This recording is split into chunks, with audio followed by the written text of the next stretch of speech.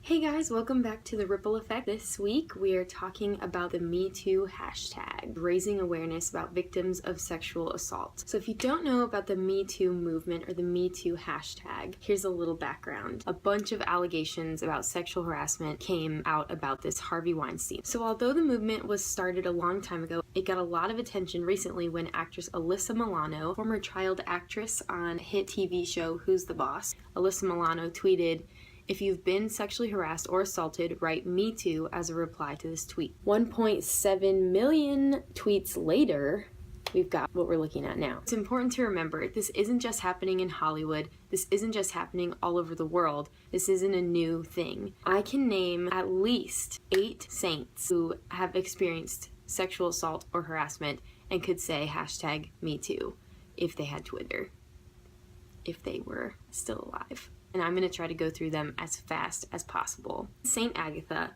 Roman Emperor Decius announces this official order proclamation against Christians. This magistrate or judge, officer, civil official finds Saint Agatha, finds out she's a Christian, tries to blackmail her for sex, saying that he won't charge her for being a Christian. It doesn't work. After rejecting his many advances, she was beaten, imprisoned. Saint Agatha thanked God for the end of her pain, and she died. At age 12 or 13, St. Agnes was ordered to sacrifice to pagan gods. They took her to this Roman temple. When they took her to the altar of sacrifice, she made the sign of the cross. She was then threatened and tortured because she refused to turn against God. She said that to do so would be an insult to her heavenly spouse, Jesus. She said that she would rather keep her consecrated virginity intact, accept death, and see Christ. Blessed Antonia Messina. She was the second of 10 children. At age 16, she was out gathering firewood. She was beaten and murdered by a would-be rapist. She fought him off to her last breath and is considered a martyr for purity. Saint Dymphna, her mother died when she was a teenager, and after searching and searching to look for somebody as beautiful, her father eventually made advances on her. She fought him off, ran to her friend who was a priest. Her father searched for them. When he eventually found them, he beheaded the priest friend and demanded that Dymphna surrender to him. Out of rage at her refusal, he killed her.